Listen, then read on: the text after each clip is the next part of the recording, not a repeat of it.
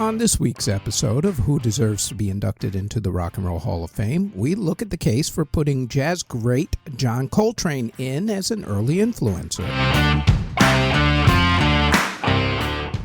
This week, we are going to make the case for putting the iconic Hamlet, North Carolina jazz saxophonist John Coltrane into the Rock and Roll Hall of Fame as an early influencer. Now, before you start talking about how jazz shouldn't be in the hall, I would mostly agree. However, much like certain country music artists, there are certain jazz artists who influenced rock and roll. Miles Davis heavily influenced rock musicians with his many different styles of music, and in 2006, he was inducted into the hall.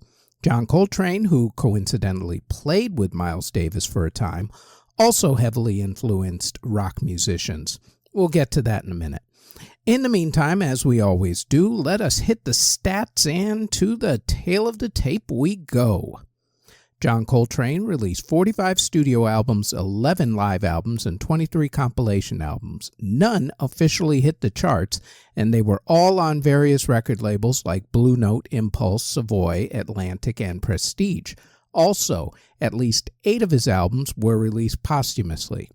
John also released 19 singles that didn't hit the charts. Those were also released on Impulse, Atlantic, etc., etc.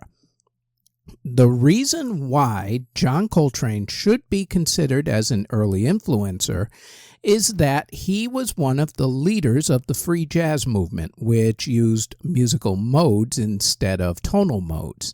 That type of jazz was followed by everyone from Herbie Hancock to Chick Corea to Woody Shaw and many, many more. Along with Miles Davis, John played with such illustrious artists as Duke Ellington, Jimmy Garrison, Art Taylor, Red Garland, Kenny Burrell, Tommy Flanagan, Jimmy Cobb, Pepper Adams, McCoy Tyner, Freddie Hubbard, and Johnny Hartman. John is still considered to be one of the most influential saxophonists in rock music, with the free jazz movement influencing rock bands like Rush, Genesis, Yes, The Grateful Dead, the Dave Matthews Band, Fish, and virtually every progressive rock band and jam band that's ever been out there. Also, he was canonized by the African Orthodox Church. Extremely few musicians have achieved that level. If you want to learn more about the legendary saxophonist, and since he has a lot of different albums out there, I would recommend the 4-volume series, The Mastery of John Coltrane.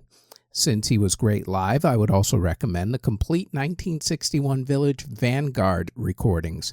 And like I said before, since he did influence rock music in a major way, if Miles Davis is in, then John Coltrane definitely deserves to be inducted into the Rock and Roll Hall of Fame, not as a performer, but as an early influencer. And that is it for Who Deserves to Be Inducted into the Rock and Roll Hall of Fame. We also invite you to check out our other podcast, the Music History Today podcast, where we go over what happened on that date in music history. That podcast drops daily, including weekends, on this channel that you're either watching or listening to this podcast on. We also have the Music History In-Depth podcast, where we go more in-depth into the events that happened for that week in music history. And that podcast posts every Tuesday on this channel that you're either watching or listening to this podcast on. Thank you very, very much for listening or watching if you're on YouTube or Spotify.